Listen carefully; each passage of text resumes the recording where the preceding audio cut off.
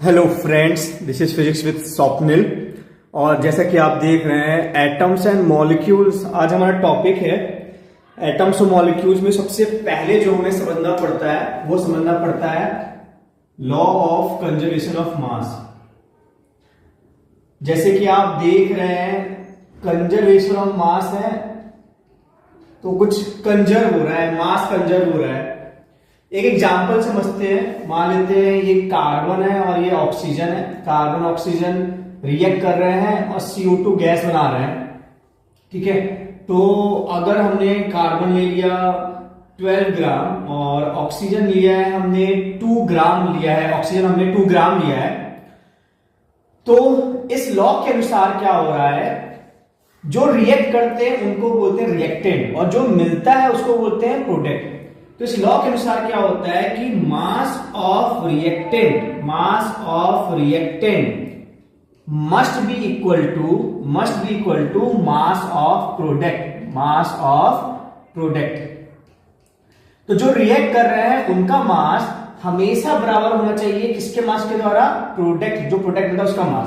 तो रिएक्टेंट का मास क्या था? 12 और 2। तो 12 और 2 कितने होते हैं? 14 होते हैं। 14 ग्राम होता है। तो हमारे CO2 का मास क्या होगा? करेक्ट, हमारे CO2 का मास भी क्या होगा? 14 ग्राम। तो आई होप आपको ये याद रहेगा कि जो रिएक्टेंट के मास होते हैं उनका सम हमेशा बराबर होगा प्रोडक्ट के मास के बराबर। ये सिंपल लॉ ही क्या कहलाता है? Law of conservation of mass. इसी में एक इंटरेस्टिंग एग्जांपल लेते हैं। आप बताइएगा कि क्या होना चाहिए आंसर। अगर हमने एक वुड लिया, एक लकड़ी ली और वुड हमारी मान लेते हैं 500 ग्राम की है, 500 ग्राम की है, और उस वुड को हमने बर्न किया। तो हमें क्या मिलता है? करेक्ट, हमें क्या मिलती है? एस, हमें राख मिलती है ना। और राख मिली हमें मान लीजिए 50 ग्राम की मिली राख, 50 ग्राम की। तो रिएक्टेंट का मास कितना था? मास ऑफ रिएक्टेंट क्या था? मास ऑफ रिएक्टेंट कितना था? 500 ग्राम। कितना था? 500 ग्राम। और मास ऑफ प्रोडक्ट क्या आ रहा है हमारे पास? मास ऑफ प्रोडक्ट आ रहा है हमारे पास 50 ग्राम। तो लॉ तो गलत हो गया। लॉ क्या कहता है? रिएक्टेंट का मास और प्रोडक्ट का मास क्या होना चाहिए? बराबर होना चाहिए। लेकिन ऐसा तो हो नहीं रहा है। तो आप क्या बता सकते हैं कि कहां पे गड़बड़ी हो रही है? क्योंकि लॉ तो सही है। तो ये जो अंतर आ रहा है वो इसलिए आ रहा है क्योंकि ना केवल एस आता है बल्कि स्मोक भी निकलता है। और वो जो गैस निकलती है स्मोक में, CO2 गैस होती है। अब वो तो चली गई, उड़ गई। तो अगर एक क्लोज कंटेनर में वो CO2 गैस जो स्केप हुई है उसको अगर हम नापेंगे, उस CO2 गैस का जो वजन निकलेगा वो करेक्ट 450 ग्राम निकलेगा। कितना निकलेगा? 450 ग्राम निकलेगा। तो अब हम सेकेंड लॉ समझने वाले हैं। सेकेंड लॉ है law of constant proportion.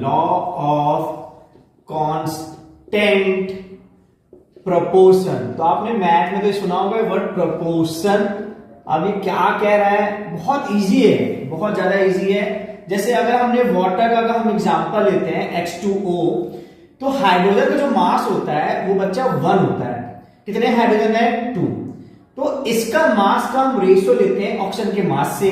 Oxygen का मास कितना होता है बच्चा? 16। अगर सबसे सिंपल रेशियो लेंगे तो इसका क्या आएगा? डिवाइड कर दे 2 से, तो कितना आ जाएगा? 1:8। इसका मतलब क्या है कि अगर हम 1 ग्राम हाइड्रोजन लेंगे तो 8 ग्राम ऑक्सीजन रिएक्ट करेगी और हमें 9 ग्राम पानी मिलेगा। ठीक है, बहुत सिंपल है ना। मतलब जब भी एलिमेंट्स कंबाइन करते हैं तो एक डेफिनेट रेशियो में ही करते हैं। जितना आप हाइड्रोजन लोगे 8 गुना ज्यादा आपको ऑक्सीजन लेना पड़ेगा। अगर आपने हाइड्रोजन 2 ग्राम ली तो ऑक्सीजन 16 ग्राम। अगर हाइड्रोजन 3 ग्राम ली तो ऑक्सीजन करेक्ट 24 ग्राम लेना पड़ेगा, 24 ग्राम लेना पड़ेगा। ठीक है, तो जो एलिमेंट्स होते हैं एक फिक्स रेशियो में कंबाइन होते हैं। एक और एग्जांपल लेते हैं, इसी में थोड़ा सा अगर मॉडिफाई कर दें कि what amount of oxygen react with react with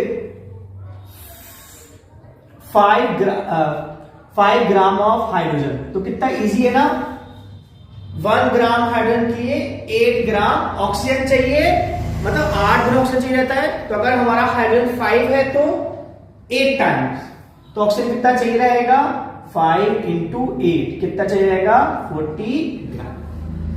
okay, तो आई होप कि आपको समझ में आया होगा। चलिए एक और एग्जांपल लेते हैं, अमोनिया का एग्जांपल लेते हैं समझने के लिए। अमोनिया NH3 हमने लिया, तो नाइट्रोजन का जो मास होता है बच्चा वो 14 होता है, हाइड्रोजन का मास 1 होता है, कितने हाइड्रोजन है, 3 है, तो हमारा रेशियो हो गया 14:3, मतलब 14 ग्राम नाइट्रोजन रिएक्ट करेगा 3 ग्राम हाइड्रोजन से, तो कितनी अमोनिया बनेगी। कौन सा लॉ हो रहा है उपयोग, law of conservation of mass, क्योंकि रिएक्टेंट कितना है 17 है, 14 + 3 17 होता है, तो प्रोडक्ट कितना होगा 17 ग्राम होगा, तो प्रोडक्ट कितना पड़ेगा 17 ग्राम ऑफ अमोनिया बन जाएगा। तो अगर इसमें क्वेश्चन लेते हैं कि अगर हम 28 ग्राम नाइट्रोजन ले रहे हैं, तो what amount of hydrogen react with 28 gram of nitrogen, 28 gram nitrogen के साथ कितने ग्राम हाइड्रोजन रिएक्ट करेगा, तो 14 ग्राम के साथ अगर 3 ग्राम है हाइड्रोजन का, ठीक है, तो 28 ग्राम के साथ क्या होगा, इसका अगर हम डबल लेंगे तो इसका भी क्या लेना पड़ेगा, डबल लेना पड़ेगा, तो आंसर हो जाएगा 6 gram hydrogen.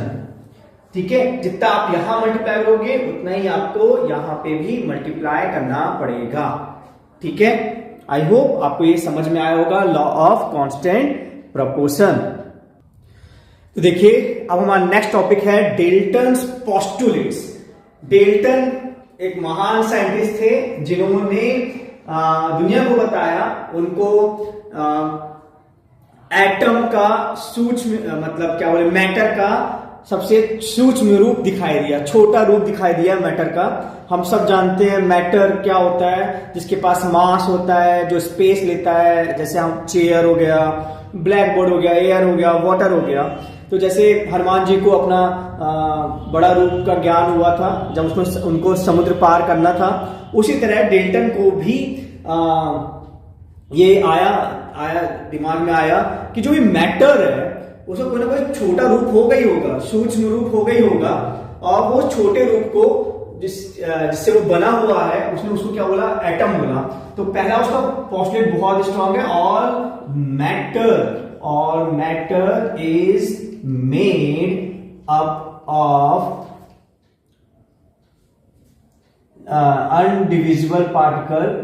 indivisible particle, matter is made up of atoms which cannot be divided, जो कि डिवाइड नहीं हो सकता है। ठीक है, सेकंड उसने बोला कि जब भी केमिकल रिएक्शंस होते हैं तो एटम्स पार्टिसिपेट करते हैं, और उस केमिकल रिएक्शन में एटम्स ना तो डिस्ट्रॉय होते हैं ना तो क्रिएट होते हैं। इसको समझने के लिए एग्जांपल लेते हैं। जैसे एग्जांपल लिया हमने C+O2 gives CO2। देखिए केवल और केवल क्या हुआ कि पहले C और O2 अलग थे और ये बॉन्डिंग बन गई दोनों के बीच में, कोई नया एटम ना आया ना कोई भी डिस्ट्रॉय हुआ। देखो एक C था, एक C है, 2 O है, 2 O है, तो ना जब कोई आएगा ना कुछ डिस्ट्रॉय हो रहा है तो क्या होगा, मास तो कंजर्व ही होगा ना। तो उसने यही बोला एटम्स जो होते हैं, atom participate in chemical reaction and atoms cannot be created और डिस्ट्रॉयड।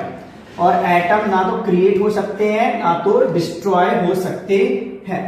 ठीक है, बस वो क्या होता है, उनका बॉन्डिंग चेंज आती है। पहले C और O2 में बॉन्डिंग नहीं थी तो उनके बॉन्डिंग हो गई। ठीक है, केमिकल रिएक्शन हो गया। तो अब इसका थर्ड पोस्टुलेट देखते हैं।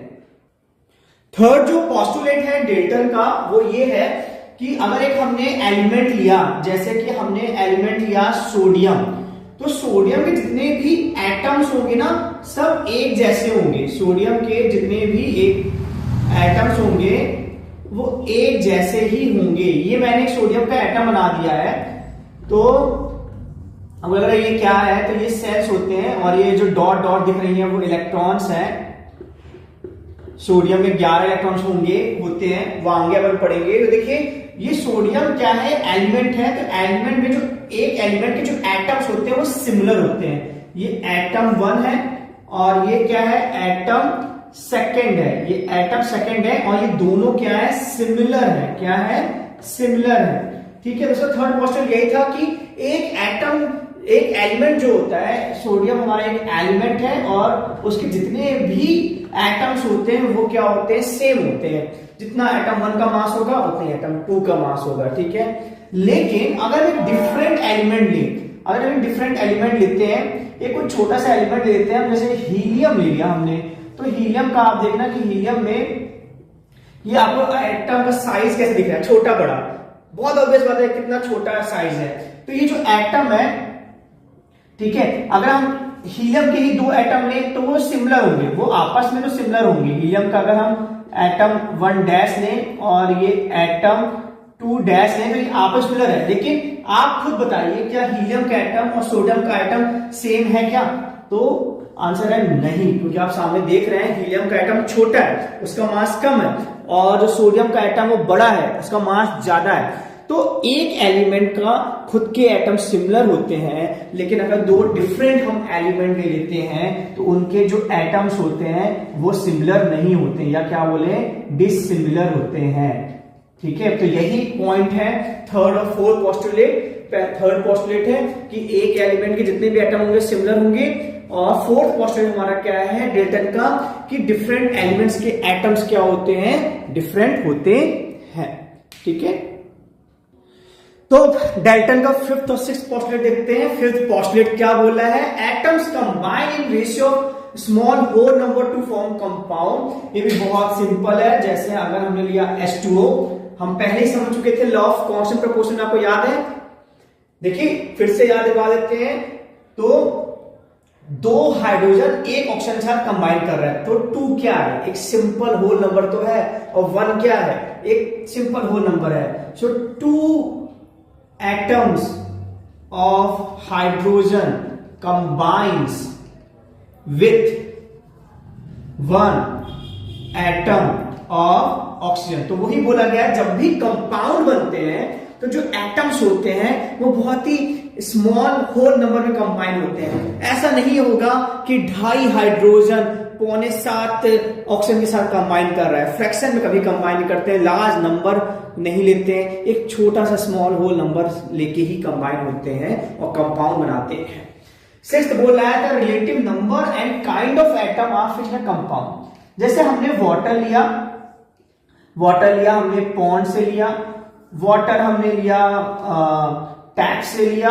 तो आप देखो चाहे आप कहीं से भी हो, सोर्स कुछ भी हो, what ever be the source, what ever be the source, कुछ भी सोर्स हो, आप देखो कि अगर कंपाउंड वाटर है तो उसमें 2 हाइड्रोजन और 1 ऑक्सीजन होगा।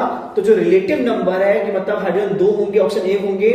ठीक है, और जो एलिमेंट्स हैं वो फिक्स होते हैं। ठीक है, वाटर में हमें आपको हाइड्रोजन और ऑक्सीजन ही मिलेगा हमेशा, चाहे कोई भी सोर्स हो, उनका जो रिलेटिव नंबर है 2 और 1 वो भी आपको क्या मिलेगा, सेम मिलेगा। तो ये लास्ट टॉपिक है इस वीडियो का, वो है डेल्टन पोस्टुलेट्स लिमिटेशन। क्या क्या लिमिटेशन है आप देख रहे हो। पहले लिखा है discovery of electron, proton and neutron. Second लिखा है डिस्कवरी ऑफ आइसोटोप्स। थर्ड लिखा है डिस्कवरी ऑफ आइसोबार्स। और फोर्थ लिखा है एलोट्रॉप। चलिए इसको समझते हैं कि ये क्यों, इसकी लिमिटेशन क्या है। तो पहली जो लिमिटेशन वो है कि डेल्टन ने बोला था कि सबसे जो छोटा है वो एटम होता है, उससे छोटा कुछ भी नहीं है। लेकिन जब इलेक्ट्रॉन, प्रोटॉन और न्यूट्रॉन की डिस्कवरी हुई तो ये पता चला कि एटम से भी छोटे क्या होते हैं, इलेक्ट्रॉन होते हैं, क्योंकि एटम खुद बना होता है इलेक्ट्रॉन, प्रोटॉन और न्यूट्रॉन से।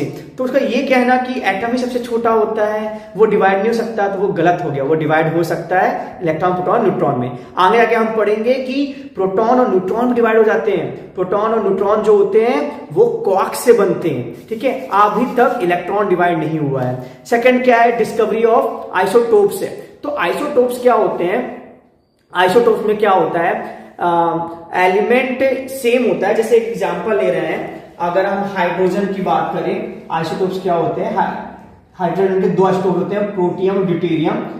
तो आइसोटोप्स में क्या होता है, एटॉमिक नंबर तो सेम होता है, एटॉमिक नंबर सेम होता है, मतलब एलिमेंट तो सेम है, लेकिन मास नंबर अलग हो गया।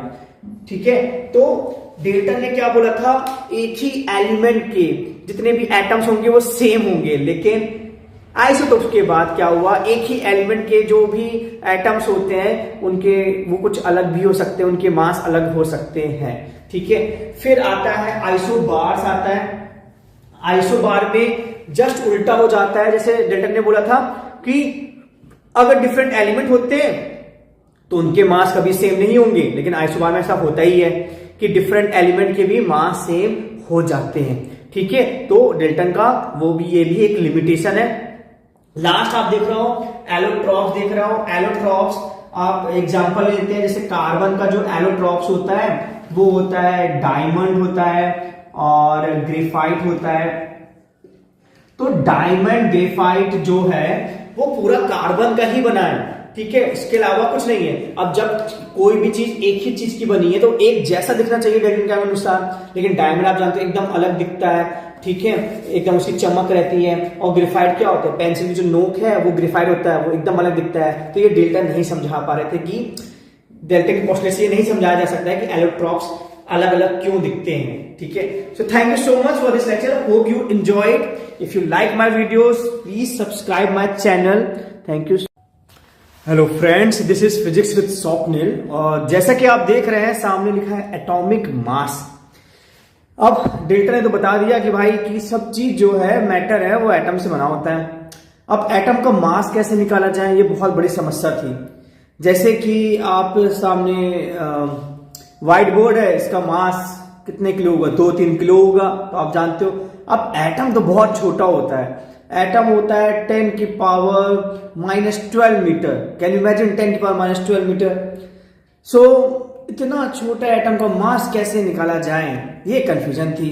तो क्या इसका सोल्यूशन निकाला गया, सोल्यूशन ये निकाला गया कि आप मान लो सबसे ज्यादा पाया जाता है कार्बन, कार्बन के मास को मान लिया गया 12U। कितना मान लिया गया, 12U, जहां पे U क्या होता है, एटॉमिक मास यूनिट।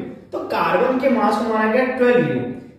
अब आप कार्बन का मान सकते हैं तरबूज, जिसका टोटल मास है 12U। इसके आप 12 टुकड़े करो, कितने टुकड़े कर दो आप, 12 टुकड़े कर दो। अब 12 टुकड़ों में हर एक टुकड़े का वजन कितना होगा, अगर आपने इसके 12 पीसेस कर दिए, 1 2 3 4 5 6 7 8 9 10 11 12, तो हर एक टुकड़े का वजन कितना होगा, 1U होगा। फिर आपने क्या किया, आपने ऑक्सीजन यहां पे रखा, आपने रखा ऑक्सीजन। ये बैलेंस है, ये क्या है, बैलेंस है। नहीं, जब अपन सब्जी में जाते हैं तो सब्जी तौलते हैं तो वाला बैलेंस है, तो आपने ऑक्सीजन एलिमेंट रख दिया यहाँ पे। तो ऑक्सीजन एलिमेंट को बैलेंस करने के लिए आपके 16 टुकड़े लग गए, 1 2 3 4 5 6 7 8 9 10 11 12 13 14 15 16। तो जब 16 टुकड़े लग गए, अब हर एक टुकड़े का वजन अगर 1U था तो 16 लग गए बैलेंस करने में, तो ऑक्सीजन का क्या वजन होगा, करेक्ट 16U। इसे देखिए ऑक्सीजन कितना है, 16U। तो ऐसे ही एक का वजन माना गया 12U, ठीक है, और उसके कंपेयर में हर एक का वजन निकाला गया। 9th क्लास में इतने आपको मासेस पता होना चाहिए। जैसे हाइड्रोजन का 1 होता है, उसके मैंने सिंबल्स भी लिखे हैं। हीलियम का 4 होता है, लिथियम का 7, बेरिलियम का 9, बोरॉन का 11, कार्बन का 12, नाइट्रोजन का 14, ऑक्सीजन का 16, फ्लोरीन का 19, नियॉन का 20, सोडियम का करेक्ट 23, मैग्नीशियम का 24, aluminium 27, silicon 28, phosphorus 31, sulphur 32, chlorine 35.5, argon 40, potassium 39 and calcium 40। आप स्क्रीनशॉट ले सकते हैं। अब देखते हैं इसके सवाल कैसे आते हैं। देखिए आपके सामने 2 कंपाउंड है, एक कैल्शियम फॉस्फेट है और सोडियम कार्बोनेट .10H2 है। तो ऐसे क्वेश्चन आते हैं, इनके हमें मास निकालने होते हैं। तो कैसे निकालते हैं, Ca कैल्शियम, याद करिए टेबल में कैल्शियम का मास क्या था, करेक्ट 40। कितने कैल्शियम है 3, तो इंटू 3। अब ये ब्रैकेट लगाया है, यहां पे क्या रखा है 2, तो फास्फोरस 2 हो जाएगा। जब एलिमेंट चेंज होता है, हम कैल्शियम खत्म हो गया, फास्फोरस में जा रहे हैं, तो एलिमेंट चेंज तो प्लस। अब फास्फोरस का कितना वेट होता था, देखिए फास्फोरस का कितना होता था 31, तो 31 हो गया, और कितने फास्फोरस है 2। फिर एलिमेंट चेंज प्लस, ऑक्सीजन कितना है 4 इंटू 2 8, ऑक्सीजन का वेट कितना होता है 16, तो 16 इंटू 8, इसको टोटल करेंगे तो क्या आएगा 120 प्लस 62 प्लस 8 6 48 128, तो ये हो जाएगा 120 120 240 240 60 300 300 308 310, तो कितना जाएगा 310 U। ठीक है, अब नेक्स्ट ट्राई करते हैं। तो ये सोडियम का मास कितना होता है 23, कितने सोडियम है 2 है ना सोडियम। अब एलिमेंट क्यों चेंज, क्योंकि कार्बन आ गया है, तो प्लस, कार्बन कितना होता है 12। फिर एलिमेंट चेंज, तो ऑक्सीजन कितना होता है 16, कितने ऑक्सीजन है 3, तो इंटू 3, डॉट मतलब होता है प्लस। अब ये जो 10 वो पूरे में है, होल है H2O का, तो 10। अब H2, तो हाइड्रोजन कितना होता है 1, कितना हाइड्रोजन है 2, ऑक्सीजन कितना होता है 16, तो करेंगे तो क्या जाएगा 46 प्लस 12 प्लस 48 प्लस 10, और ये क्या जाएगा 18, तो ये क्या हो जाएगा 180 और ये क्या आएगा 46 48 46 और 12, तो क्या आ जाएगा 8 6 14 15 16 1 8 4 12 16 17 18 1 और ये 2, तो 286 आ जाएगा इसका मास। आई होप आपको ये समझ में आएगा, बहुत इजी है। ठीक है,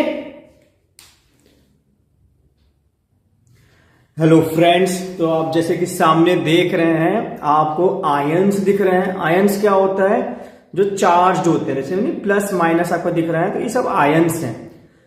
अब इनकी क्या जरूरत है, क्या ये काम आएंगे, जैसे पहला आप देख रहे हैं, इसको रीड किया जाता है Na+ और बोला जाता है सोडियम, फिर क्या है K+ potassium, Ag+ silver, Cu+ copper first, Mg2+ magnesium, Ca2+ calcium, Zn2+ zinc, Fe2+ iron second, Cu2+ copper second, Fe3+ iron third, Al3+ aluminium, H+ hydrogen, H- hydride, Cl- chloride, Br- bromide, I- iodide, O2- oxide, H2- sulphide, N3- nitride, NH4+ ammonium, OH- hydroxide, NO3- nitrate, SU3 hydrogen carbonate, CO3 carbonate, SO3 sulphite, SO4 sulphate, PO4 phosphate. तो ये हमें क्यों पढ़ना है, क्योंकि जब भी compound बनते हैं ना, तो इनकी जो वैलेंसीज होती हैं वो इंटरचेंज होते हैं। वैलेंसी क्या होती है, जितना अगर ये 1+ है तो वैलेंसी 1, 2+ है तो वैलेंसी 2, 3+ है तो वैलेंसी 3, 2- है तो वैलेंसी 2, 1- है वैलेंसी 1, 2- वैलेंसी 2। वैलेंसी में प्लस माइनस देखना है, बस जितना चढ़ा हुआ है ऊपर पावर वो देखनी है। एक एग्जांपल लेते हैं, जैसे बोला गया है कि भाई कंपाउंड बनाओ, एल्यूमिनियम क्लोराइड बोल रहा है, राइट मॉलिक्यूलर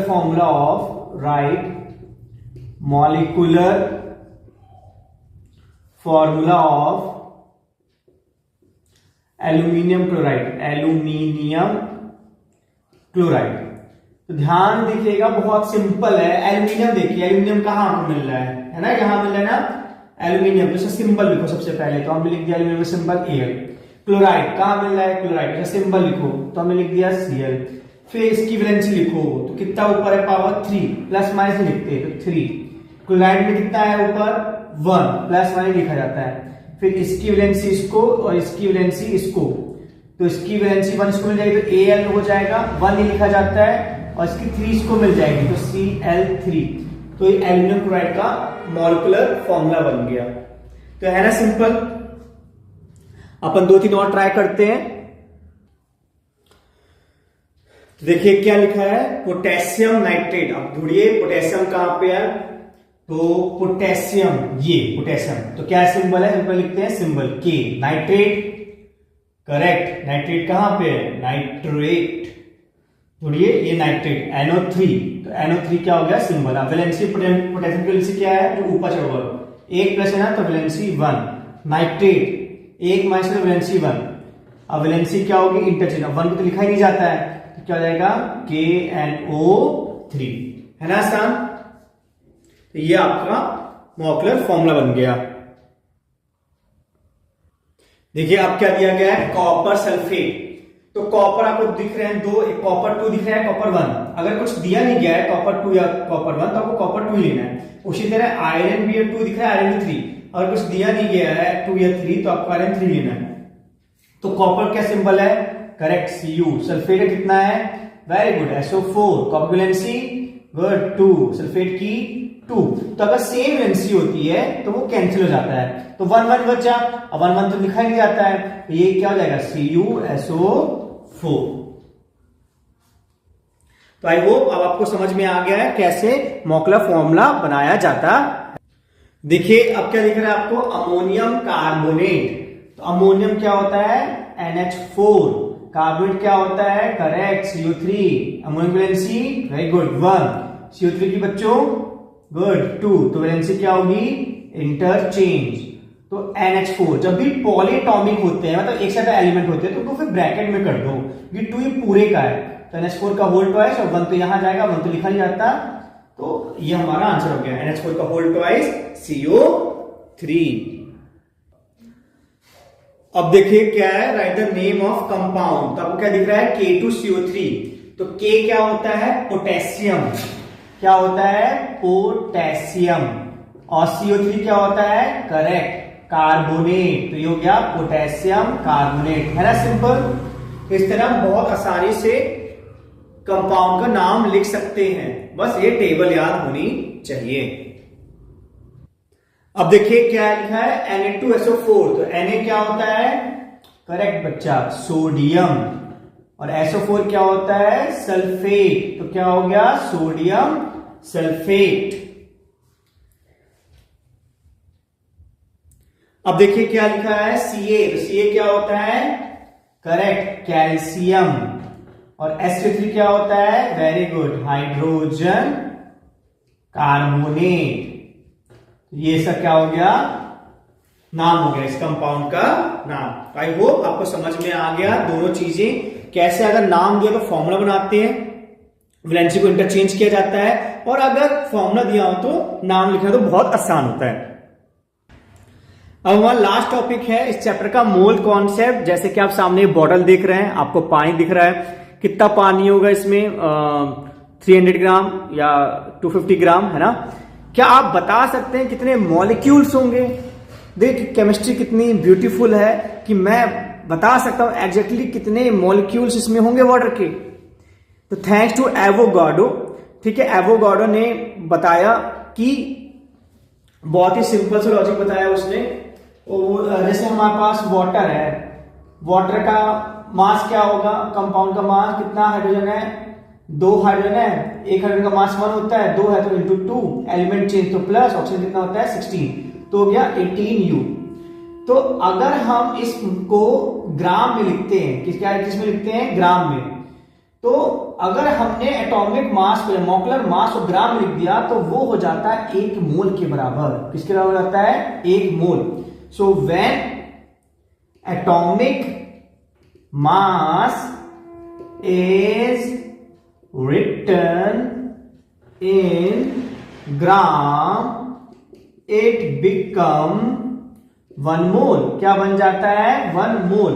और एवोगाड्रो के अकॉर्डिंग 1 मोल में, अकॉर्डिंग टू एवोगाड्रो 1 मोल में, 1 मोल में 6.022 इंटू 10 की पावर 23 मॉलिक्यूल्स होते हैं। ठीक है, 1 मोल में इतने होते हैं। तो अगर मान लिया जाए कि इसमें 180 ग्राम पानी है, तो 18 ग्राम पानी में 18 ग्राम मतलब एक मोल में इतने मॉलिक्यूल 6.02 टू 10⁻23, तो 180 ग्राम में कितने होंगे, जस्ट 10 मोल्स हो जाएंगे। 10 मोल्स में क्या हो जाएगा 6.022 इंटू 10⁻24 मॉलिक्यूल्स। तो इस पानी की बोतल में लगभग 10⁻24 मॉलिक्यूल्स हैं, है ना। बहुत खूबसूरत केमिस्ट्री। और अगर ये सब नहीं करना हो तामझाम तो शॉर्टकट फॉर्मूले हैं, आपको दिख रहे हैं n इक्वल टू, जहां पे n मोल्स है, moles equal to mass upon molecular mass. और सेकंड फॉर्मूला आपको दिख रहा है number of molecule equal to 6.022 into 10⁻23 into n, जहां पे फिर से n क्या है, मोल्स। चलिए इसको कैसे अप्लाई करते हैं, फॉर्मूले को देखते हैं 3 एग्जाम्पल से। देखिए आपके सामने क्वेश्चन है, calculate number of molecules in 90 gram of water. तो नंबर ऑफ मॉलिक्यूल निकालने के लिए हमें मोल चाहिए और मोल निकालने के लिए मास को मॉलिक्यूलर मास चाहिए। तो मास कितना दिया गया है 90, और मॉलिक्यूलर मास क्या होता है वाटर का, हम जानते हैं 1 इंटू 2 प्लस 16 कितना होता है 18, तो हमने रख दिया 18। तो किसी चले आएगा 9 2 जा 9 10 जा 2 1 जा 2 5 जा, तो n इक्वल टू क्या आ गया 5। अब नंबर ऑफ मॉलिक्यूल क्या होता है, तो नंबर ऑफ मॉलिक्यूल क्या हो जाएगा 6.022 इंटू 10⁻23, और मोल्स कितना आया है 5।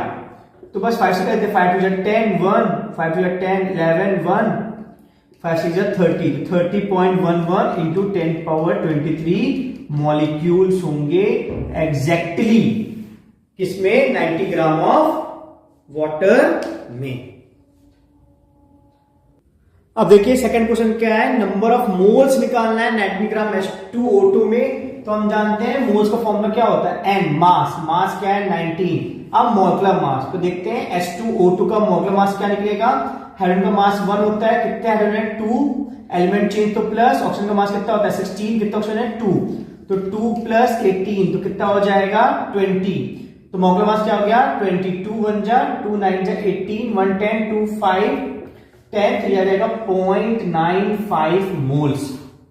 देखिए कितने आसान है ना, तो 0.95 मोल्स आ गया 19 ग्राम H2O2 में। देखिए तीसरा और आखिरी वेरिएशन क्या है क्वेश्चन में, हमें मास निकालना है 0.4 मोल CO2 में। तो हम जानते हैं फॉर्मूला क्या होता है n equal to mass upon molecular mass, ये फॉर्मूला लिखा है ना आपके सामने। तो n कितना है 0.4, मास हमें निकालना है और क्या निकालना है मॉलिक्यूलर मास। तो CO2 का मॉलिक्यूलर मास क्या होगा निकाल लेते हैं, कार्बन कितना होता है 12, एलिमेंट चेंज तो प्लस, ऑक्सीजन क्या होता है 16, कितने ऑक्सीजन है 2, तो कितना हो जाएगा 12 प्लस 32, तो कितना हो जाएगा 44। तो यहाँ क्या जाएगा 44, क्रॉस मल्टीप्लाई करेंगे तो 0.4 इंटू 44 क्या आ जाएगा मास, तो क्या आएगा 4 4 जा 16 1 4 4 16 17.6 ग्राम आ जाएगा exactly mass. So thank you so much for watching my videos. If you like it, subscribe my channel, share with your friends. Thank you so